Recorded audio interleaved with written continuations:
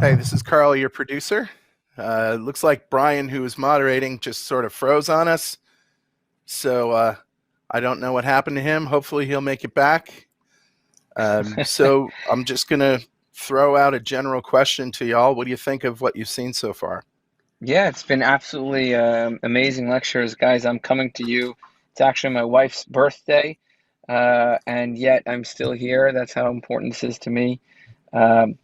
Just absolutely great lecture from Nick, and I think we just got cut off between uh, Dr. Pran, who I love. I can hear Dr. you. Bernstein, it's nice to see. Yeah, it's nice to see you as well. This is Dr. Bernstein. I was invited to the panel, so I haven't heard any of the talks and therefore cannot comment upon them. You know what? Well, Why I don't we guess all the start the questions will discussion be up? directed toward you. No, perfect. Let's start the discussion up. Dr. Bernstein, I've read all your books, and we had an interesting debate this week. There's been a lot of fervor about the use of continuous glucose monitors, and I remember reading one of your books where you outlined how the medical community, when the initial glucometer came out, was very critical of you because you thought that every diabetic should have one. And they thought that at the time this was a cavalier and an expensive approach to diabetes management.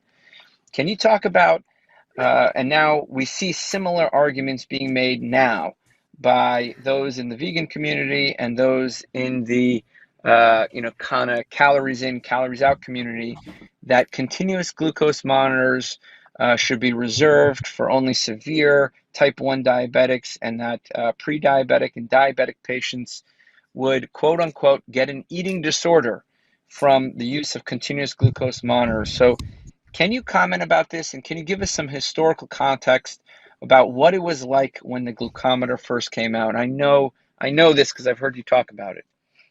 Well, first of all, the objections to blood sugar self-monitoring were not for the reasons you gave, but strictly financial reasons. Typical answer was, I specialize in diabetes. I have 3,000 patients. They come to me once a month for a blood sugar. If they could do the blood sugars at home, I wouldn't have any patients. That was the usual answer. Yeah, and we see similar arguments now. It's too expensive, and why do they need it? And yet we find patient after patient who sees these wild blood sugar fluctuations with the standard advice come to amazing conclusions, especially the motivated patient. And yet there's strong opposition to the use of this continuous glucose monitor. Well, strangely, I haven't encountered the opposition. I'm not challenging its existence. I very much favor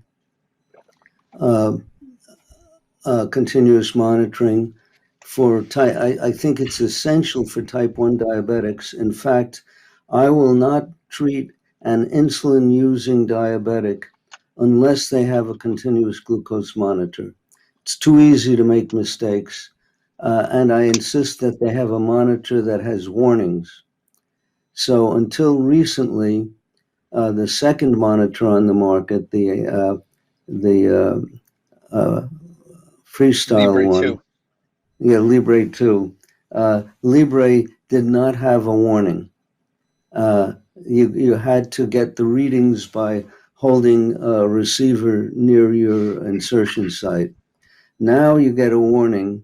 I am told by a few of the users in the USA that you can now get a warning, in which case I would support the Libre 2 as well as the Dexcom. In fact, Libre 2 is less expensive than the Dexcom and therefore may be preferable. My initial studies with the Libre, for some reason or other, gave me readings that were further from the finger sticks than we were getting with the Dexcom. that may have been improved.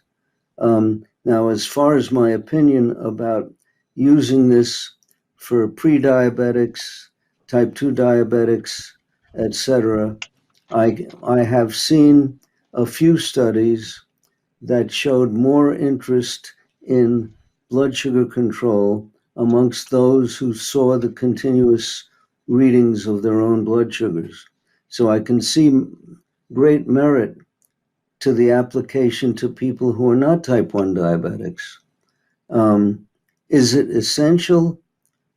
I don't know. It depends how aggressive their doctors are at educating them. If the doctor gets the message across, maybe the CGM is less essential. But it's a tremendous tool for persuading the patient that he could do better than he's doing.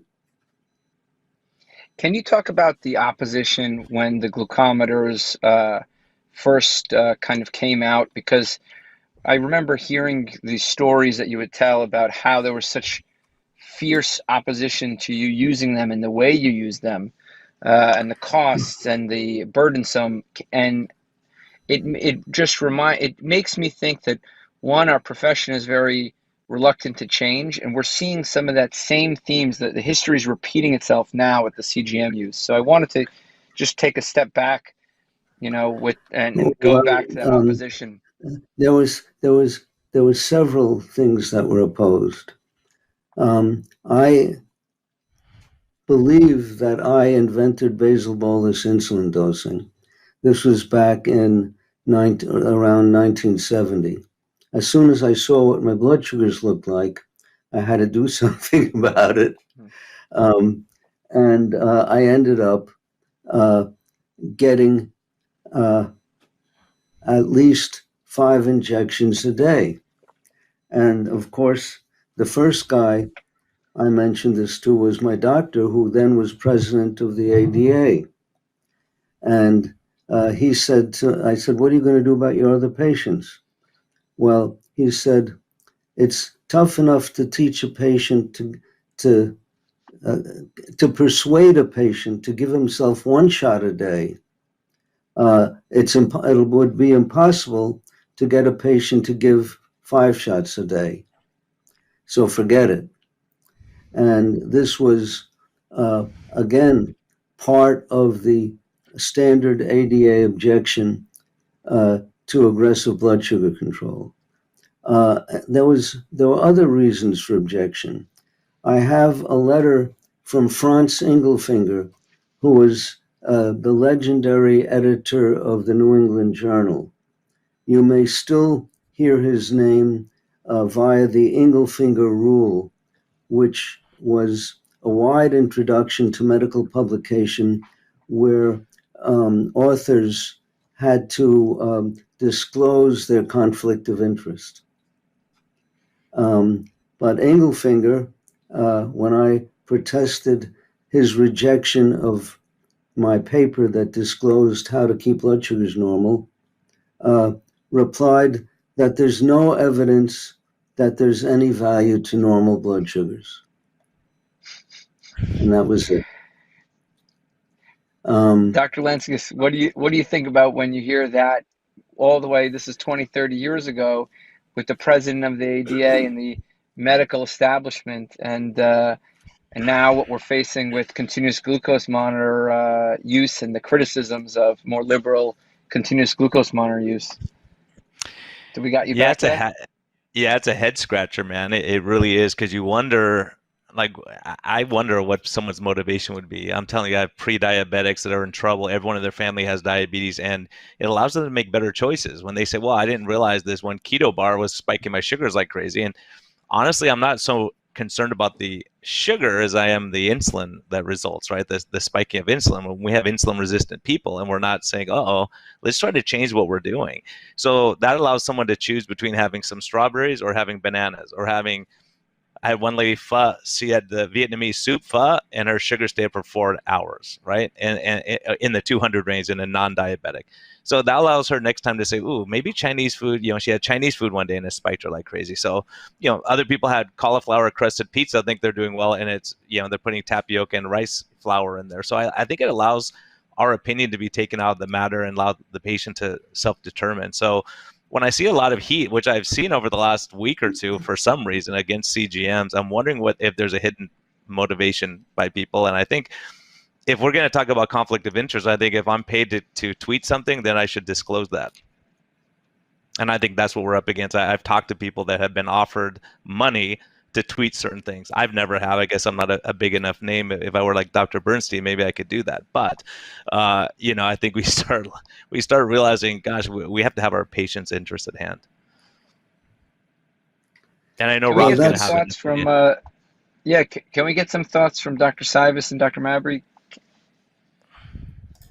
Yeah, I don't know if you guys can hear me. I struggle to get on here, and I've missed the early part.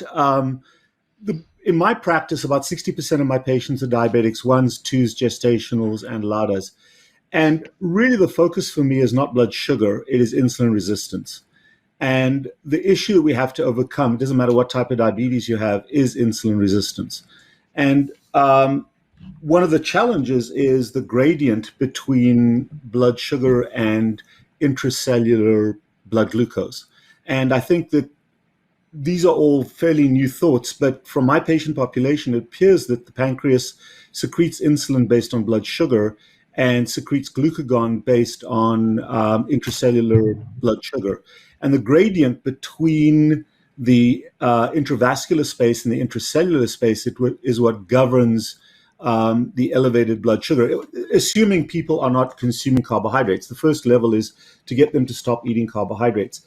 The second level is for folks to understand exactly what their blood sugar is at any one time. Checking your blood sugar even 8 to 10 times a day makes the very refined control of your blood sugar gradient very difficult to do. I mean, I'm wearing a CGM myself right here. I'm not diabetic in any way, and the feedback is very, very useful.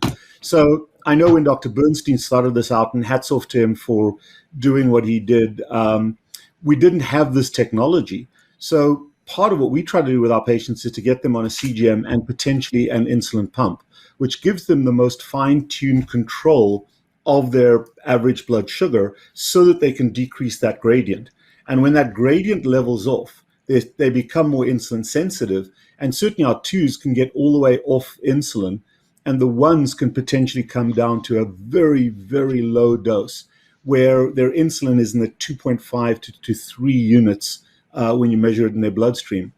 And that really is the holy grail of our management, but we depend on technology to be able to know continuously what your blood sugars are so that you can dose appropriately. And I feel that in my practice, and I'm fairly new to this, I've been doing it for 22 years, the use of that technology has revolutionized what we do in terms of getting people to become insulin sensitive and then to put their diabetes, the 2s into remission, and the 1s to put their 2 component into remission.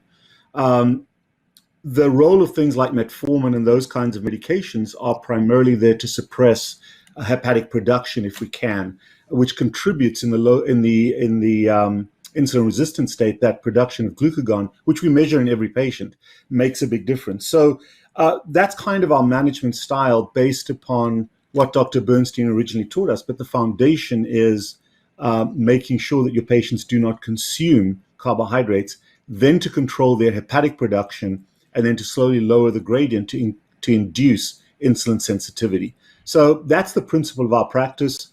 That methodology is homegrown, seems to work very well, and we can get our patients to have A1Cs below 5.2 with normalish blood sugars and off medication, our 2s, our 1s, trivial amounts on a pump or by injection. I know I started so just wanted to get in there. Question. Yeah. Yes. Do you have any idea why it is that you're seeing such immaculate blood sugar control with the use of insulin pumps, And when I see a patient come into my office who's already on a pump, their blood sugars are nowhere near normal unless they were just recently diagnosed. And we've got the spectrum. We've got the recent diagnosis. I've got patients who've been diabetic from when they were 6 years old, the ones. So the value of the pump for me is the smart technology is the first part. The second part is that we really have to get what means smart technology? So the Medtronic pumps, the ones that are not preemptive in their ability to control rate or switch themselves off or on. The new Tandem Slimline is the one that we're using now, and we find that together with the Dexcom 6 to be very useful. But the problem, Dr. Bernstein, is that we have to lie to the pump. The issue, as you pointed out, I think toward the tail end, is that all of this methodology, all the technology is based upon carbohydrate consumption. And the pumps are actually set to a carbohydrate load. So they're set to a blood sugar of 120. Well, that's way too high.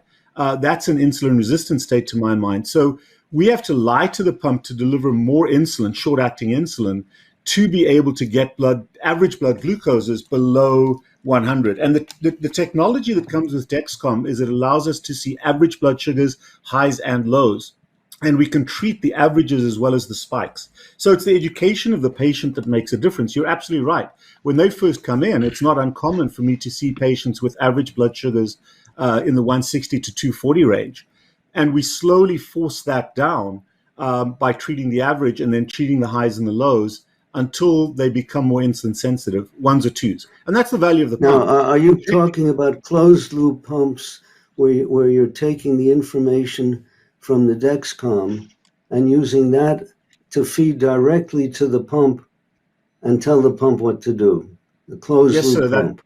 Yes, sir, that is what we're doing. And that's what we've depended on as we've developed this methodology. You can do the same kind of thing with a long-acting and a short-acting or a combination. I tend to prefer a long-acting, and I learned from you to dose 2 or 3 times a day with the long-actings and then use the short-acting to bolus spikes. But what it depends on in large part is the ability of the patient to not eat carbohydrates. And we have 2 populations. We've got an authoritarian group who are very fastidious about their consumption of carbohydrates. And I've got now 117 carnivores that we're following. There's a group of permissive patients who just are not able to do that. And our management style with them is very different because they can't stay away from the carbohydrate consumption. A question. I assume then that because you're using a closed loop pump, you're not dealing with a situation that many pump advocates are faced with, where they only feed, they have the pumps base the dose on carbohydrate, where all foods will raise blood sugar, even non-caloric foods, merely by distending the duodenum and causing GLP-1 production. So it's not that carbohydrate is the only thing that raises blood sugar. You're absolutely correct. And part of it also is the source of the caloric load. If they eat protein, you're going to see a rise in your blood sugar significantly after you would calculate by glycemic index. So we completely ignore what the patient is eating, and we use the feedback from the CGM in that closed loop. So it's basically a sliding scale is what we use at first to control the elevated blood sugar. Because the holy grail for me is that elevated blood sugar in terms of getting rid of the insulin resistance. And then we work on making them more and more insulin sensitive. So we really ignore caloric consumption and focus on treatment of the number that the CGM gives them, and corroborate that if we need to with a finger stick. Okay, so that would reiterate my thinking that, yes, if you have a closed loop system, a pump can work at least prior to the formation of scar tissue. If you don't have a closed loop system, what we've seen with pumps has been pretty haphazard. And even although the closed loop systems have probably not been around long enough to cause scar tissue, again. No, you're absolutely right. And despite the fact that Tandem refuses to believe that that exists, we see that not infrequently, especially in our veteran patients who've had either injections or pumps for a long period of time. Dr. Mabry, you were going to say something. I've dominated the talk, and I want to back off. That's okay. Can everybody hear me? Okay. You're not very loud. Your volume's a little bit on the low side. Okay. How about now? Can everybody hear me now? Perfect, okay. Doc. I also had trouble getting on, but I'm not going to take much time at all. I teach in a family medicine residency, and our clinic is a busy Medicaid and uninsured clinic in kind of a inner city area. So I don't have a lot of type 1 diabetics or use a lot of continuous glucose monitors. But what I do use it for is we have a low carb program similar to the Atkins. And when I have a patient who's not progressing and they say they're eating well, then I usually encourage them to spend $60 to get a Freestyle Libre, and they can activate it and monitor it on their cell phones. So it's a $60 investment. Then I tell them to take a picture of everything they eat while they've got that continuous glucose monitor on, because the phone will then timestamp the meal. And so we can sit down then and review the readout after the 2 weeks of the meter and see what was spiking their food. The other time I use them is for, I have a lot of patients that come in that will eat nothing until 10 o'clock, they get hungry, and then they'll have a donut, and then they get reactive hypoglycemia. And it's very helpful to diagnose these patients to give them a CGM. So that's my only contributions on CGMs. Yeah, I I think 100% agree. That's critically important. We've uncovered a lot of people misdiagnosed. Reactive hypoglycemia is like a very great masquerader. We've had patients who've come to us told they have adrenal fatigue and all sorts of other issues. They have supplement deficiencies apparently, and simple CGM can often elucidate that hypoglycememia. I want to come back both to something that Dr. Bernstein and Dr. Cywes said, and maybe we can, hash this out. What is the A1c, maybe in the layperson, and what is what is the ideal average glucose, and is all glycemia the same? Is the glycemia of an intense workout or stress the same as glycemia of carbohydrate intake, or that late glycemia that Dr. Cywes talked about with protein consumption? Is all glycemia the same? And what is the ideal A1c? The ADA seems to think 7.5 in the elderly is acceptable. I know in Dr. Bernstein's book, he's mentioned 4.8 as being the ideal A1c. And sometimes it's, which ideal should we follow, and what are the thoughts? And maybe, Brian, we could start with you and then just go around. Yeah, I'll take as low as I can get it, right? As long as you're asymptomatic. And I think you throw out a lot of great points, Tro. I think, one thing I noticed when I first started doing low carb, I was in the pre-diabetic range, A1c 5.9, and Rob would probably say that's diabetic, but I won't argue with it right now. But I started realizing, went low carb, intermittent fasting, my sugars drop, and I'm thinking, this is easy, this is great. Then all of a sudden my sugars started going up and up and up in the morning, doing nothing different. And then I realized fat adaptation, and that's why it's important for us to understand what we're doing with the CGM, because I see that a lot with patients.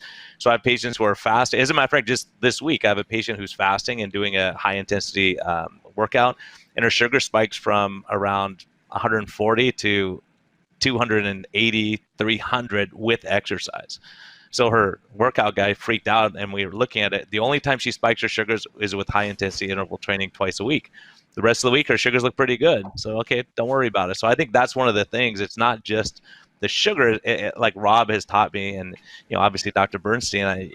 I would be afraid of type 1s until I saw his data and what he's doing. And so I think once we start understanding that we can monitor and keep sugars within a normal level. I've even seen times when we liberalize the carbohydrates and the sugars normalize from being too high, because they're just someone who's very thin and very active, sometimes they put a stress on the body that spikes the sugars after doing some of these longer trainings. So changing up the exercise sometimes helps. And I think ultimately what we're talking about is insulin sensitivity, putting on muscle mass, and trying to balance out those sugars as much as possible. I think, well, I Brian, know we've seen. Sorry, I know the problem is the numbers. I'm not gonna everybody's talking at once here. I think if Well, I can hold on, jump in and one just say, thing. Tro, hang on, if I can just put this out, is that more and more healthcare, and this is my frustration generally with healthcare, we've moved away from diagnostics and biology and physiology toward therapeutics, where we're throwing medications at numbers. The numbers really are irrelevant to me. What you really want to look at is what's the disease process. And diabetes, or chronically elevated blood sugar, is a vaso-occlusive thrombotic inflammatory condition of endothelial cells. We can reproduce that in the lab. So really what you're looking for is a point at which you do not get endovascular injury from the chronically elevated blood sugars.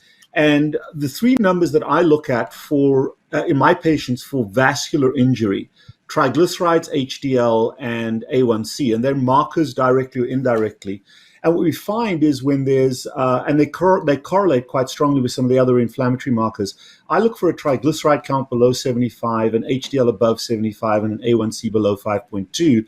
And at that level, we really are not seeing thrombotic injury to the vascular endothelium. Difficult to measure in a human, but that's really the principle that I use. So as your A1c starts to climb, that's representative of chronically elevated sugar that is activating a thrombotic process and endothelial swelling, endothelial damage. And that's really what we're trying to counteract. The blood vessels are being damaged all the time, but you want a chemical thrombosis to form, not a cellular thrombosis. And if that turnover, that forming and absorbing of clots is happening all the time, that's fine. When it becomes cellular, that's the problem. So that's why we pitched it at 5.2. I agree with Dr. Bernstein, the lower you can get, the better, but we have to have sugar in the bloodstream. And if you're 65, your blood sugar is 65 to 75, at what level is your A1c? And we find that's in the high fours. So when some people go below about 4.7, 4.8, I get a little concerned that they may be running a little bit too low. And there's one other thing down the road I want to hear what other people have to say that I also want to comment on in our really insulin-sensitive, fat-adapted patients, where we're starting to see the reverse. We're starting to see a climb in A1c, climb in blood sugar, and I want to talk about that because I don't know the answer to that if we can. You misquoted me. I did not say your blood sugar should be as low as possible. Quite to the contrary. I explain in my books where I came to the target value for adults of 83 milligrams per deciliter. I came from three sources. One was the salespeople who used to come into my office when I first started in practice. Back in those days, it was not young ladies with short skirts like we see today. It was all males, young men. And they would want to demonstrate a blood sugar meter. And I'd say, do a blood sugar on mine also, but not on me because I have had enough blood sugars. Stick your finger, we compare my meter to your meter. And what was amazing was all these young guys were around 83 milligrams per deciliter. In those days, I was shooting for 100 as the target because that's what what the doctors were saying was normal in those days. Not targets for diabetics, but normal. So I was shooting for 100 for myself, and these young guys were coming in with 83s. And I was pretty amazed by that, but I changed my target. But then I saw two studies years later. One was early on, was in the state of Ohio, where apparently there was some central system that kept track of blood sugars, usually fasting blood sugars.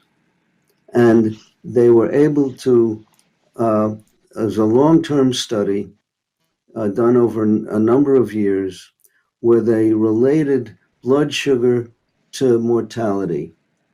And the lowest mortality was with a fasting blood sugar of 83, which is sort of amazed me. Another study was done in South Korea, where there's a central medical system that has data on everybody who's in the system. And that was a long-term study and was, again, hundreds of thousands of people over many years. And I believe that they were using A1Cs, but according to my calculation, the average A1C blood sugar was about 83 in that study. So for adults, I shoot for 83. However, I've read a number of studies of blood sugars in non-diabetic children, and children run much lower. The young children go average around 65. A little older, they get up to 70. So I shoot for lower blood sugars in children, but 83 in adults. Now, what I shoot higher when I start with a new patient, and I target the blood sugar based on the individual patient and their history, because I have to get leeway from hypoglycemia until I bring their target down to whatever it is, 83 or my ultimate target. Someone commented about exercise raising blood sugar. I find that that for people who are under insulinized, exercise and also emotional stress can raise blood sugar. For example, we'll have teachers and other performers who, when they get in front of an audience, their blood sugar goes up. And we see that also with exercise. And for such individuals, I will prescribe propranolol. And I've even given propranolol, which is a beta blocker, to children. The most common situation is kids who are on a baseball or a basketball or soccer team. Usually it's soccer. They do fine with routine practice, but when there's a competition with another school, their blood sugars go way up. So I use propranolol for these various situations. And for most, it's quite effective. Yeah, I have, sorry, I'll get close to my microphone again. I have a lot of strong feelings about hemoglobin A1c. The first thing is that I don't believe it should be used to make the initial diagnosis of diabetes. I have one Norwegian study that shows up to 40% of diabetics could be missed if an oral glucose tolerance had been done, and they just get an A1c. And the A1c is highly inaccurate, can be affected by so many things. And there's one study where they looked at continuous glucose monitor data, found the average glucose, and then found the A1c that would predict. And the actual A1c was up to 2% off in either direction.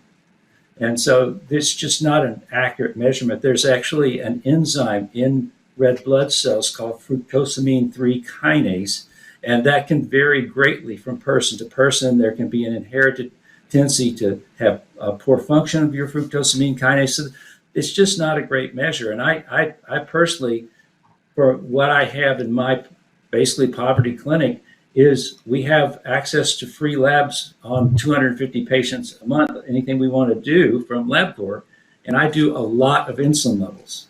So pretty much everybody I suspect of having any kind of insulin resistance gets a fasting insulin and a fasting glucose to get the home IR. And I hope someday, I think that the normal level for A1C should be different in women and men, because what I find is that my young women who come in and we check their home IR, for the same given home IR, the men usually have a much higher insulin level, And I hope to get the NHANES data, which has both the fasting insulin glucose and the A1C, and show that women actually, because of the estrogen, will normally have a lower A1C than men. And so that's my strong feelings on A1C.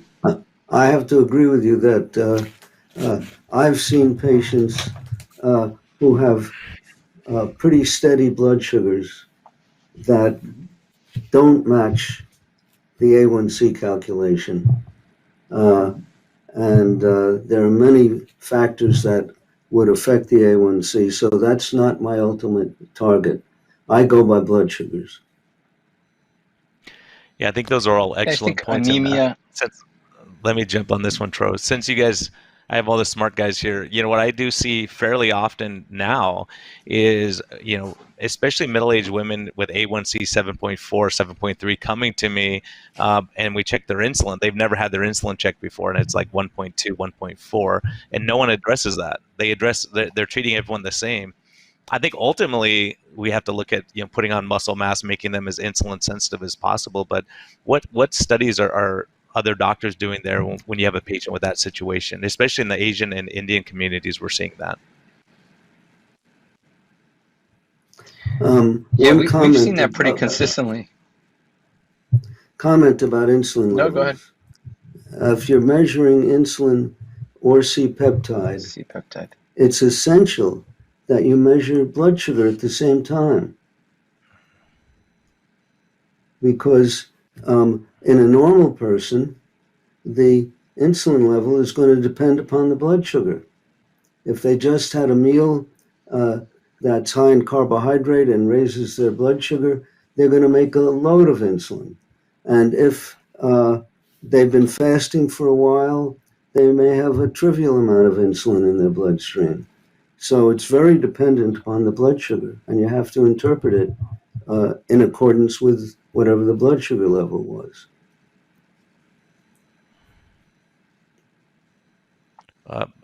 Rob, you may be muted.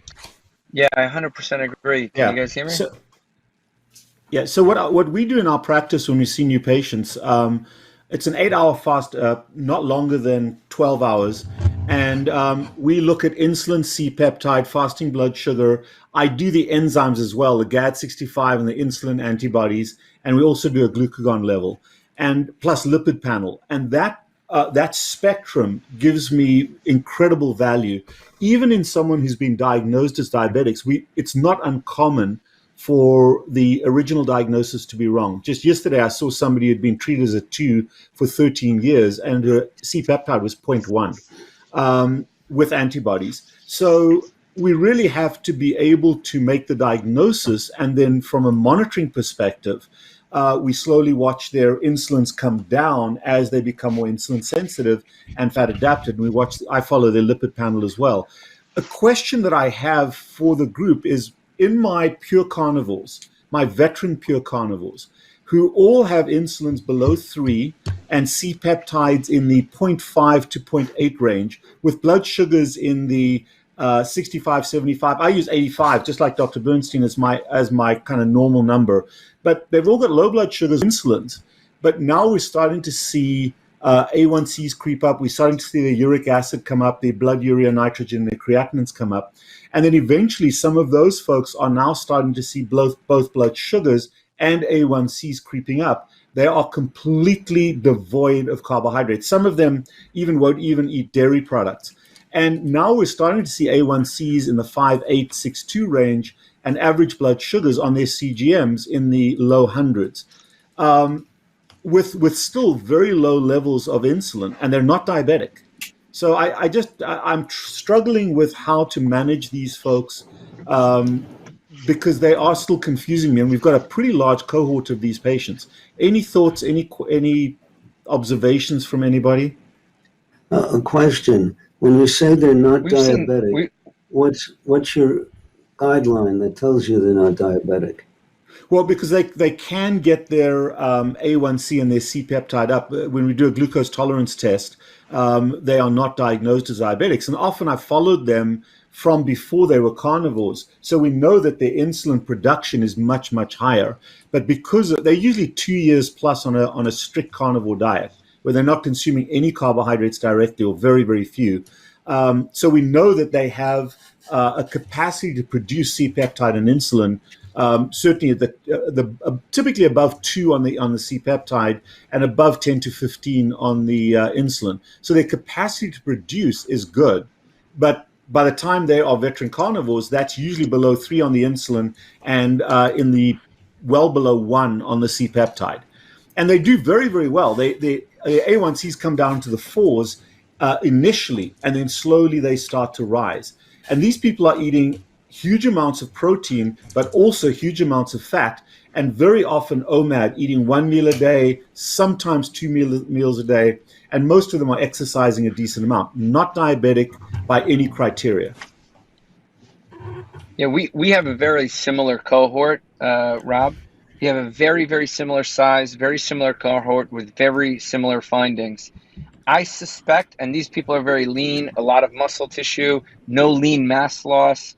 I suspect it may be some skeletal muscle, quote unquote. I don't want to say insulin resistance, but let's say the GLUT4, receptors are just, down-regulated over time. And while the muscles get better at using free fatty acids or better at, using fat for fuel, I suspect that these are related. That's just my pet theory. And we've seen them, for example, we have patients who've become pregnant and they've wanted to include more carbohydrates. They want to pass their oral glucose tolerance test and they increase their carbs. And when we check their A1C as they go back to their diet, their A1C improves as they add back carbohydrates. So it's a very interesting phenomenon. I suspect there's some sort of sensitivity to not being exposed to carbohydrates over some time and then re-exposing them. I don't know if that makes sense. Yeah, I just don't know how to manage them. That's the question is, how do I manage them? And is what I'm seeing dangerous? Those are the two questions. I think that's the question. I think, you brought that up to my attention, Rob, when you said you put on your running shoes and your sugar spiked before you ran, right? Zach Bitter says the same thing. If he's going on a 50-mile run, he doesn't spike, but if he's going to sprint, his body spikes that sugar.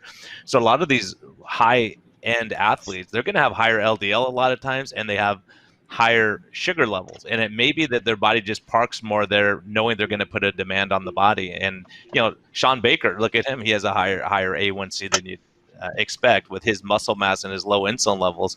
It may be that the red blood cells are lasting longer too, to get more, to elevate the A1C, that we're seeing it more with these intense athletes. A lot of these people tend to be these intense athletes also, and it may be a confounder for what we're seeing.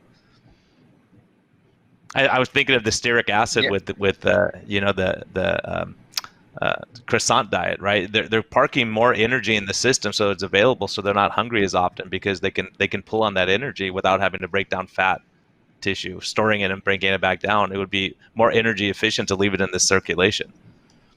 Have you my hesitation to use metformin in these patients, Brian, that you're talking about, and Rob, is that it may impede some of the benefits of exercise. I wanted to get your thoughts. I don't start them on metformin. I'll tolerate maybe up to 6, and but I won't start them on metformin. I just wanted to hear what you're doing.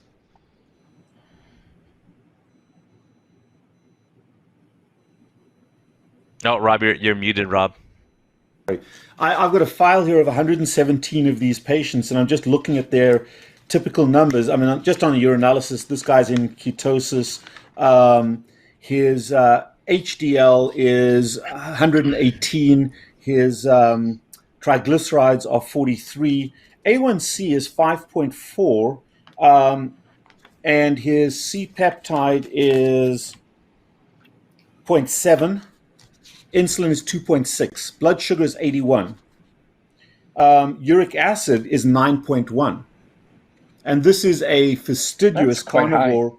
It's very high. It's very concerning. BUN is elevated at 26. Creatinine is 1.1. And these are people that are extremely healthy looking, and by the kind of diet that we recommend, very healthy. But now we're starting. I've got numbers that of a range Are of the numbers over the exercise? years. Are these exercising people? Yes, not Well, necessarily high end, but they are physically active on a regular basis. Okay, when I have a physically active person, I tell them not to exercise, especially not their lower body, for 3 days prior to the blood draw, because it's going to affect the BUN, may also affect the creatinine. Also, I find that if they're fasting, the creatinine tends to be higher than if they've had a meal. So even BUN and creatinine are determinations that you have to be careful about. And I think, the question that I have is, are these people now flipping over into what's called a net negative nitrogen balance? They're eating a massive amount of protein, but in one meal, and then going 23 plus hours without eating, exercise during that time. So, this is not just isolated numbers. These are trends of people who improved themselves, became fat adapted, insulin sensitive, and now seem to be going backwards, at least by the numbers. They still feel great, no issues. Their BMIs are all in the low 21, 22, 23 range, very, very little body fat. And it's a cohort of those folks. So I hear about what you're saying about the blood work, but this is a change in the blood work, always done consistently in the same way. And this is not just one or two anecdotes. This is now a pretty decent cohort of patients. And I don't know. Have you I'm at a loss. considered increased frequency?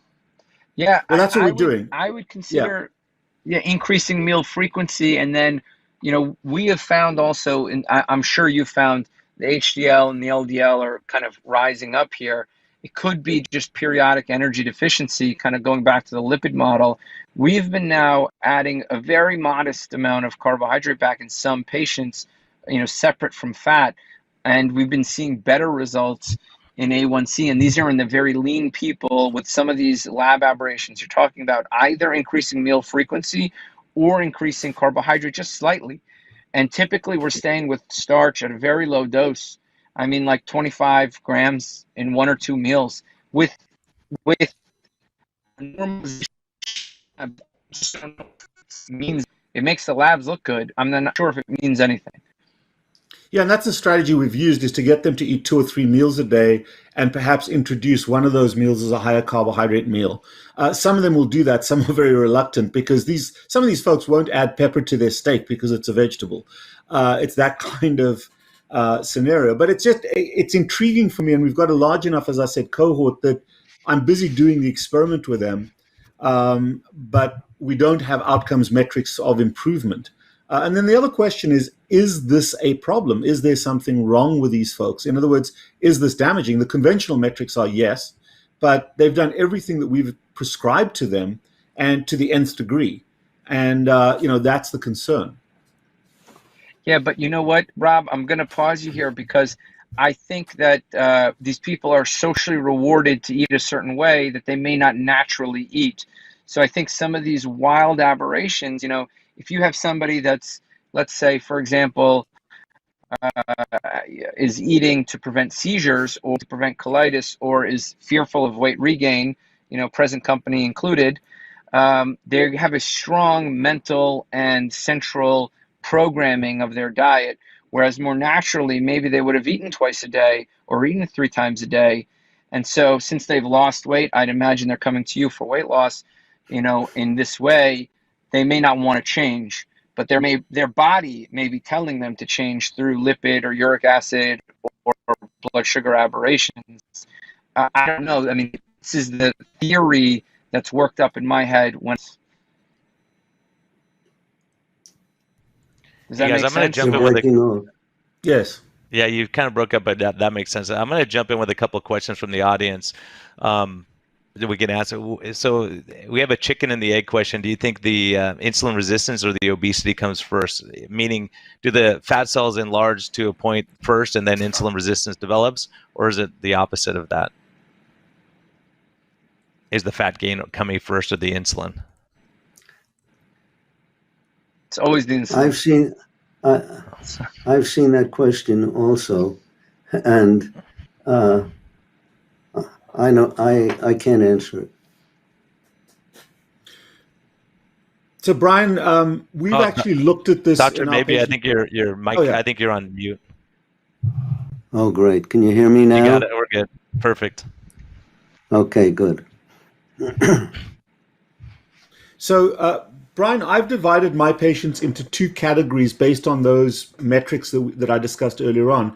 I have one cohort that I believe is genetically obesogenic and another cohort that is genetically diabesogenic.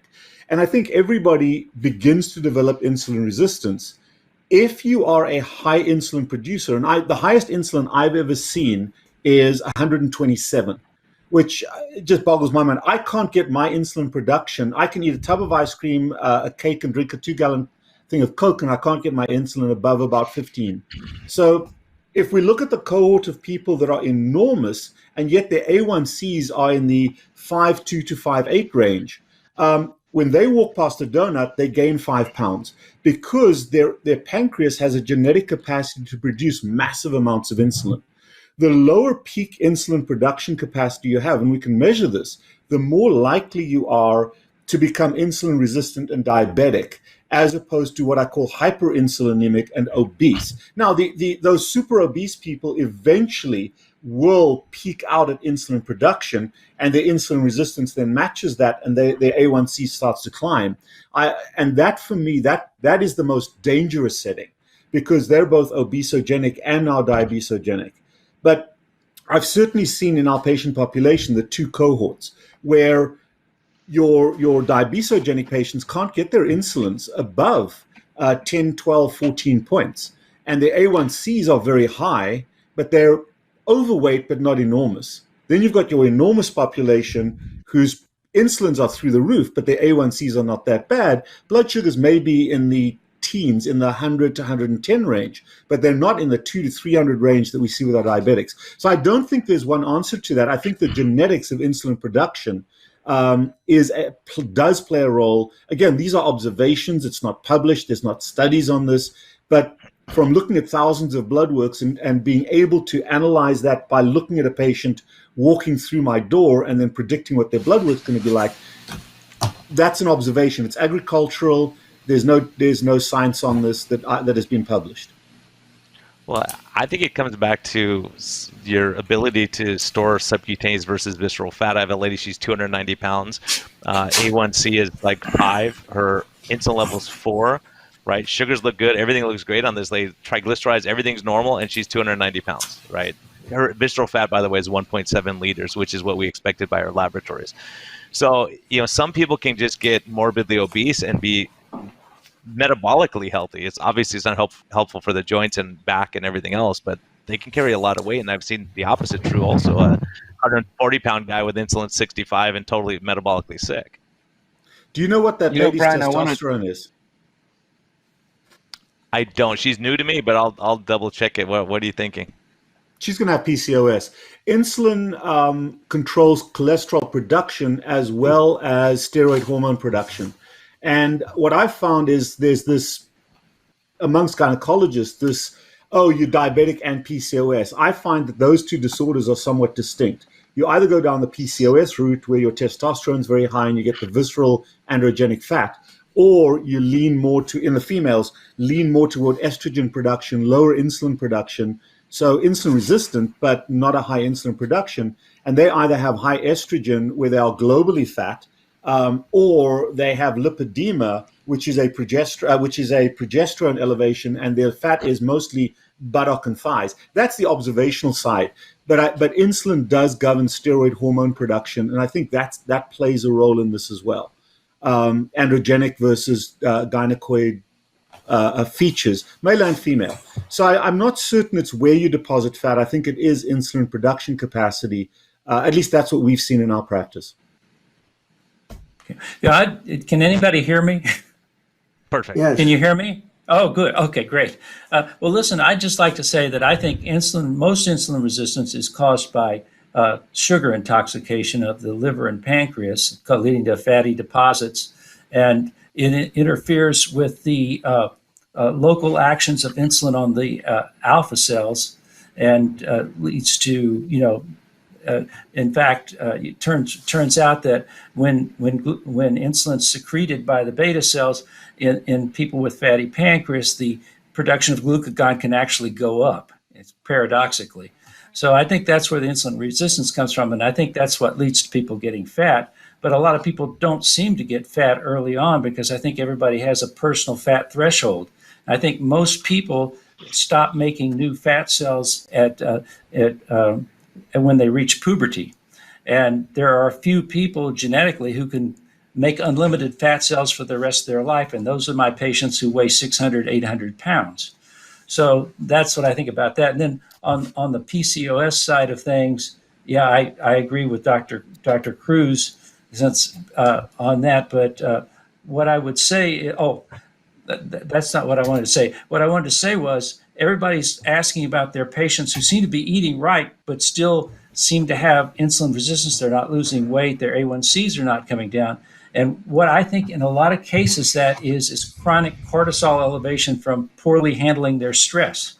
And what you can do to help these people improve is to do things like meditating, yoga, and I have something that people can find at my u-turn.us/breathe, BREATHE, u-turn, and I'll send that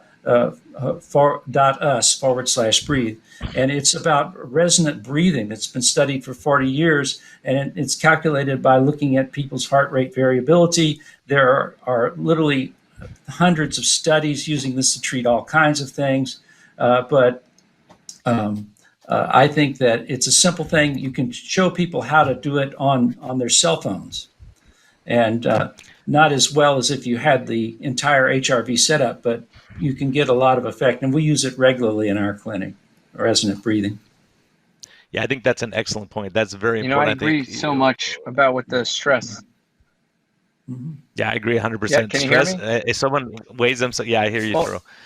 Mm-hmm. Yeah, you're in and out a little bit. Brian, do you mind if I chime in? Yeah, go for it, man.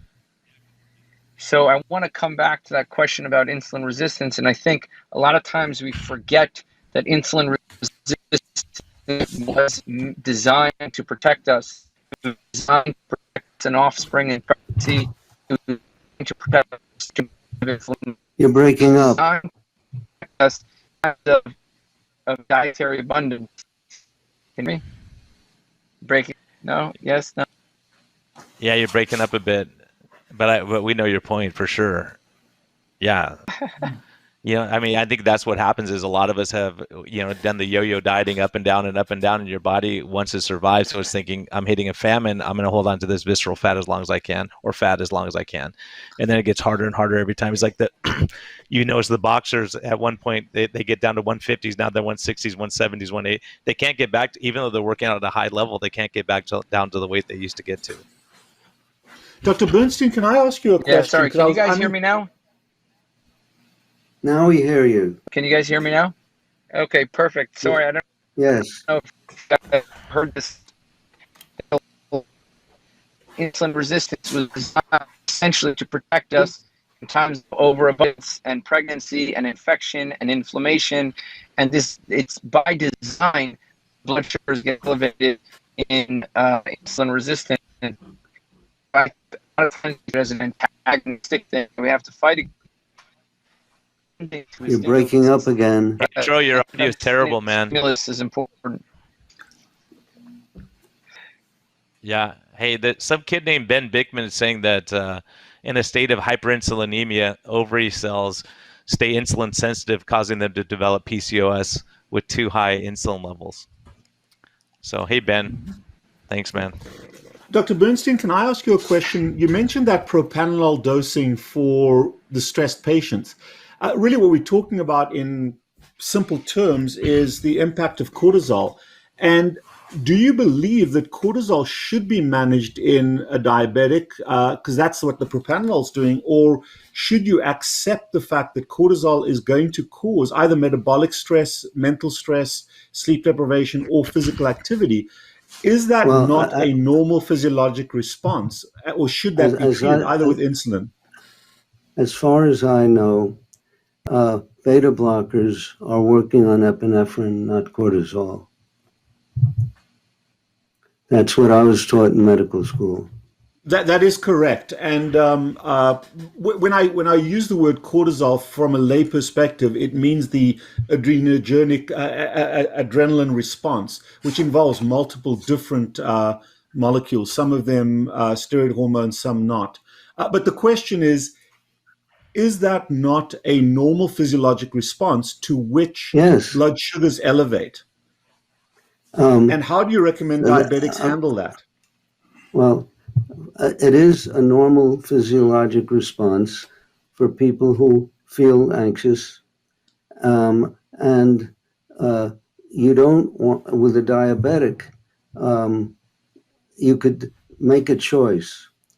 If it's happening every day, you certainly want to do something about it. If it's happening once a month, you may not want to be bothered to inhibit it. However, if you have kids who have gotten in the habit of having normal blood sugars and they see a high blood sugar and they get distressed, it bothers them, you can ease them out of it by giving them a beta blocker. And the beta blockers don't work on the production of epinephrine. It works on blocking the receptors for epinephrine. It's really a choice depending upon the situation, just as I pointed out. Well, I'm very intrigued by that because Dr. Mabry, the point of meditation, deep breathing, stress reduction, all those things are critical. And I think that's something we haven't tapped into enough.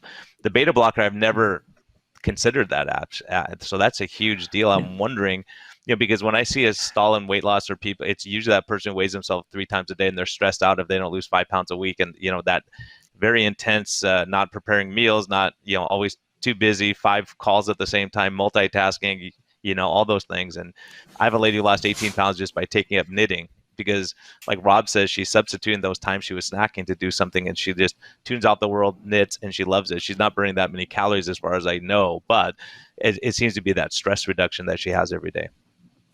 Well, see, I think you're right, Brian. I think the question, I have a lot of my patients who wear CGMs who have no diabetes whatsoever. And when they're physically active, whether they're fit or unfit, and this includes myself, but it's not about me, I see blood sugars in the 150s to 170s under physically active duress. But the blood sugars come down pretty quickly when they stop training. And the question is, without a CGM, we won't know that, because very few people are going to go out on a run and check their blood sugars while they're running. So that's the value of a CGM. It gives you that passive number without actively checking it. The question, though, and this comes up a lot with managing my diabetics on their pumps, is the pump doesn't care what you're doing.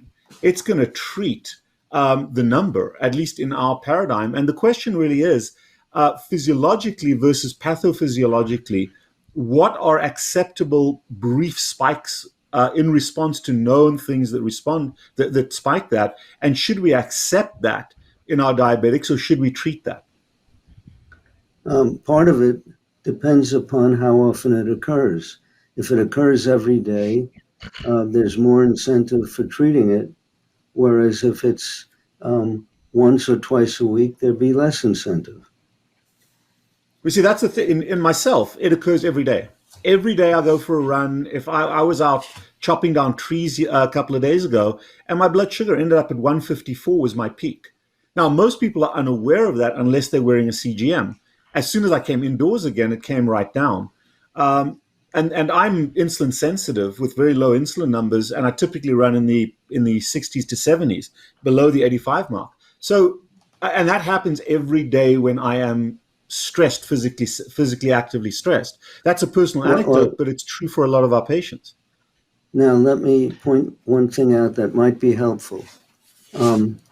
I've for years been telling my patients, don't exercise in the morning because of the dawn phenomenon, where whether you're a type 2 diabetic and not injecting insulin, but not able to come out with enough insulin to cover the exercise in the morning because the liver is clearing away insulin, or whether you're a type 1 who's injecting insulin and the injected insulin is so slowly getting into your bloodstream that it cannot cope with the fact that the liver is clearing insulin more aggressively in the first few hours of the morning.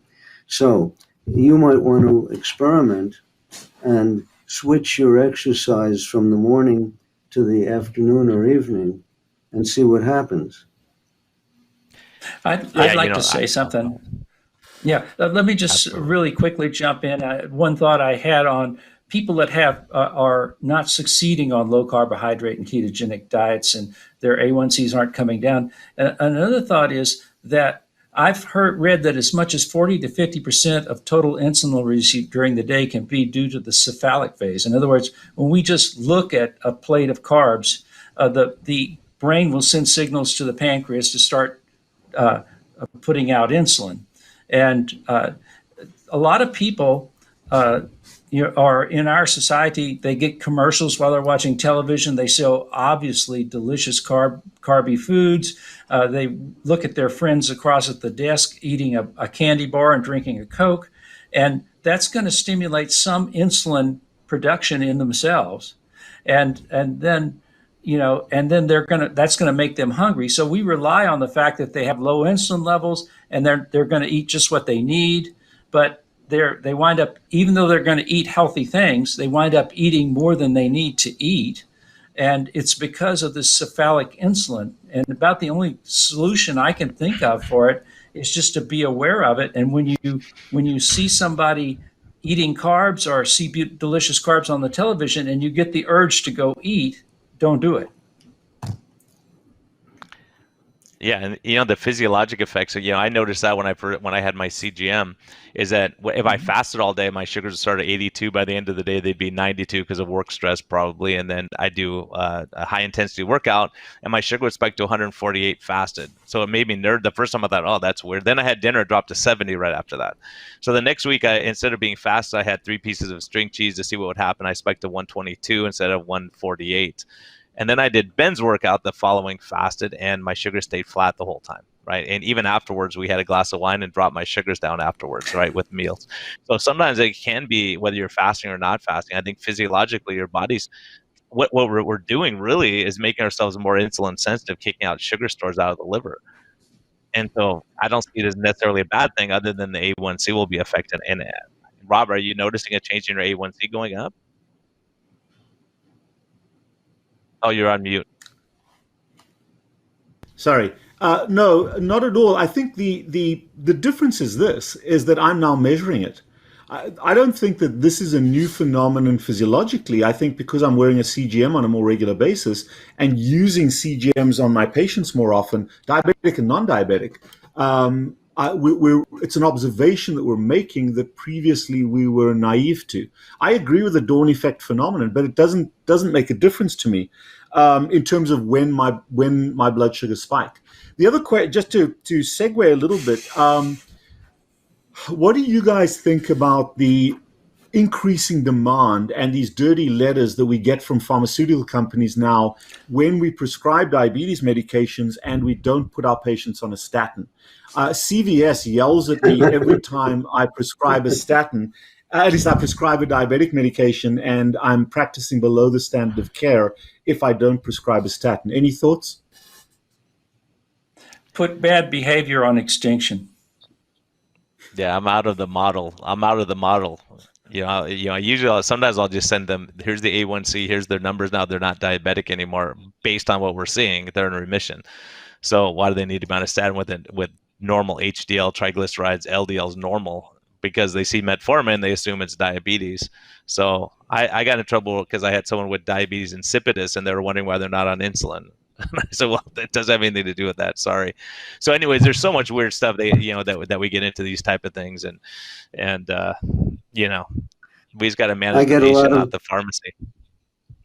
I get these all the time, and I don't have the time to answer them. I ignore it. Yeah, I ignore it too now. It's not worth it. I wish I could do some. I wish we could do something with the ADA.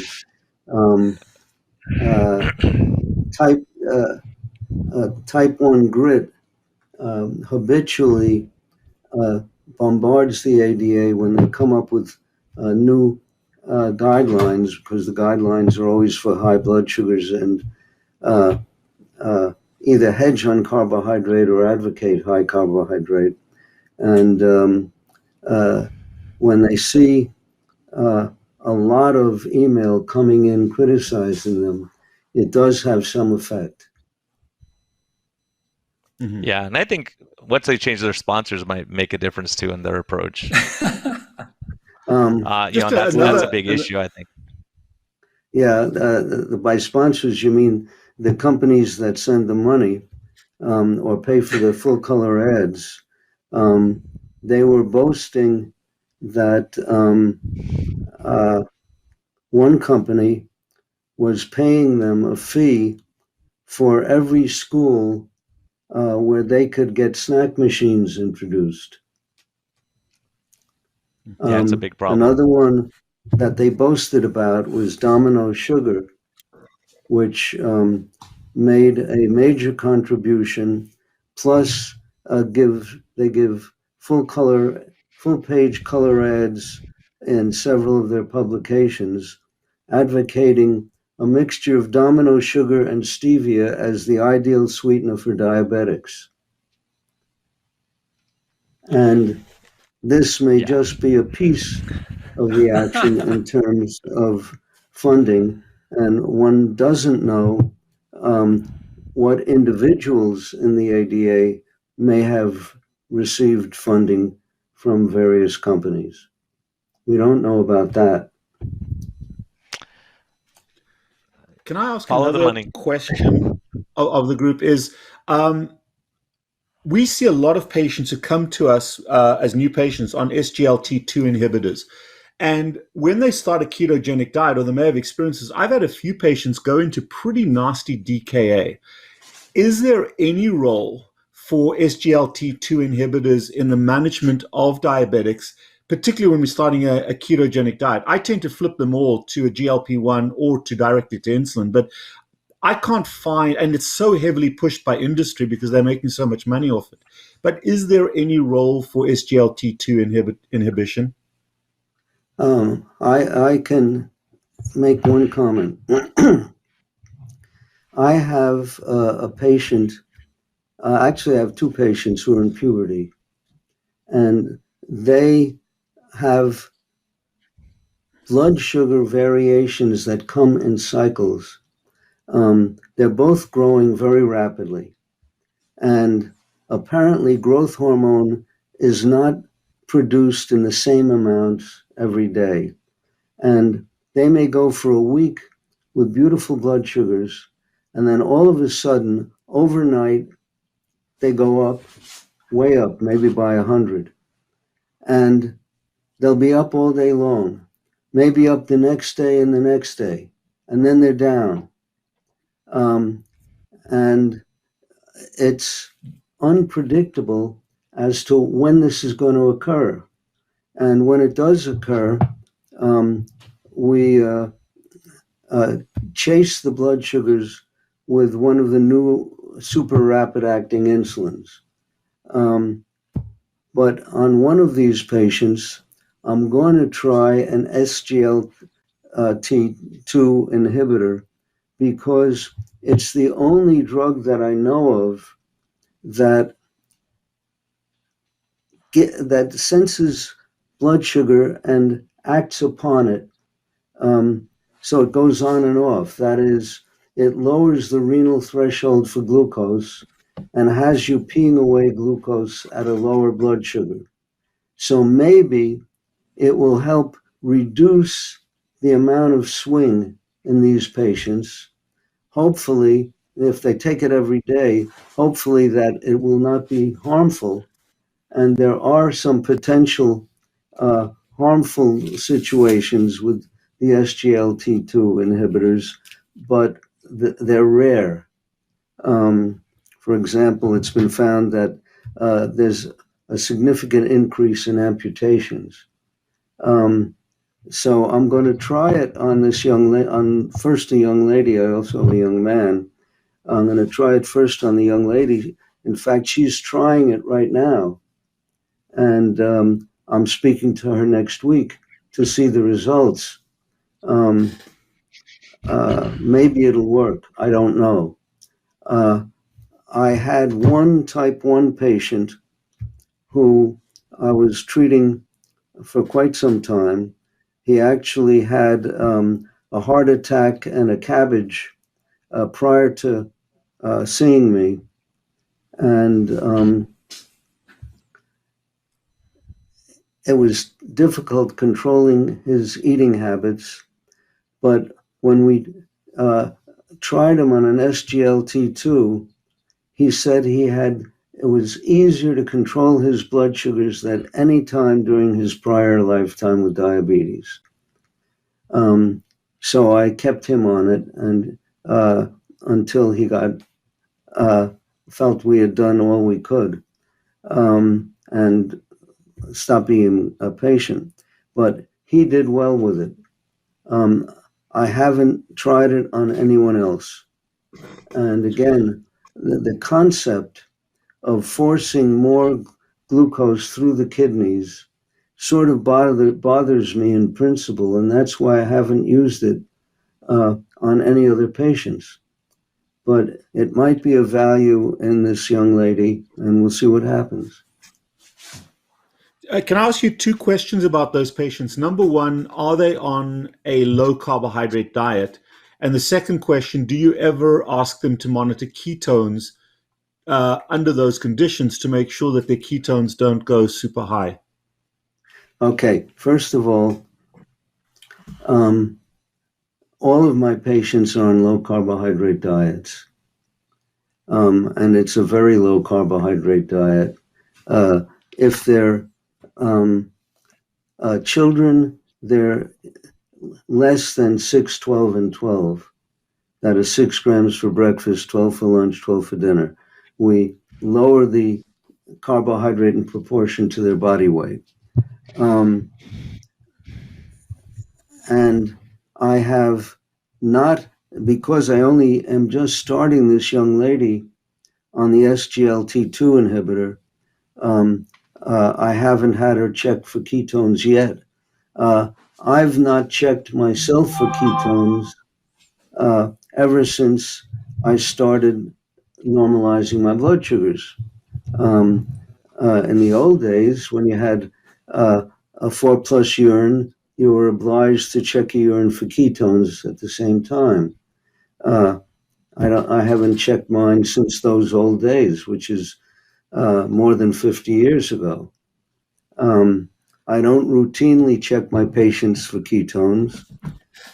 I don't tell them to drink vegetable oil and consume fats independent of what comes with the protein foods that they're getting. I encourage a goodly amount of protein, and the number of grams per kilo of body weight is dependent upon the amount of physical activity that they engage in. With this young lady, if it looks like the SGLT2 is helping her, we'll have her periodically check initially for urine ketone, and if the urine ketones run high, we'll have her check for serum ketones. But I don't even know whether this is going to be helpful to her yet. So I'm not there yet. Okay. Now we've had 3 I patients that came in. No, go ahead, Brian. I usually stop them, for liability reasons. I have one and not only that, financial reason. One of my patients came in, A1C 8.6. Doctor had her on one of those meds. And so I said, are you serious? Are we going to do this thing? She said, I'm in. And then I said, we're going to stop the medicine today. They told her she'd be on it the rest of her life at her cost of $562 a month out of pocket, right? That's what she was paying.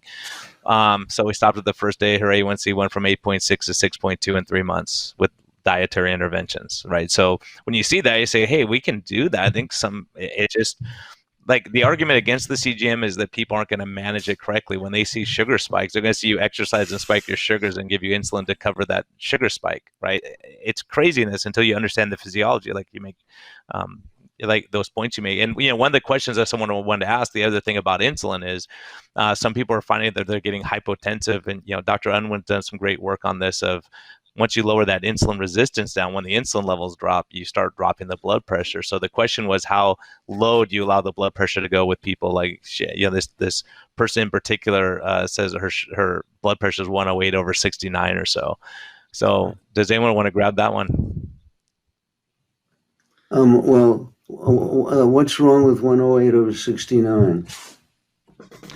Yeah, I have no problem with that either. If you're asymptomatic, I think that's the point of view. If you're symptomatic, then we have to start looking at salt replacement and fluid replacement. Anything else from the docs? Yeah. I consider 120 over 80 to be slightly hypertensive in my patient population. So, I run 110 over 60 most of the time, and I'm very comfortable at that level. You're right. If they're symptomatic, that's a different story. But what's your heart blood rate? pressure's My heart rate's in the 50s, low 50s. Okay, So 52, 54. We're a match. You and I match. Yeah, I'm just a lot bigger than you. I still overeat a little bit. But here's there was something else I was going to ask you. I can't remember what it was. I don't recall what I was going to ask. Silence on Rob's mic. That we should record. We'll record this for posterity, Rob.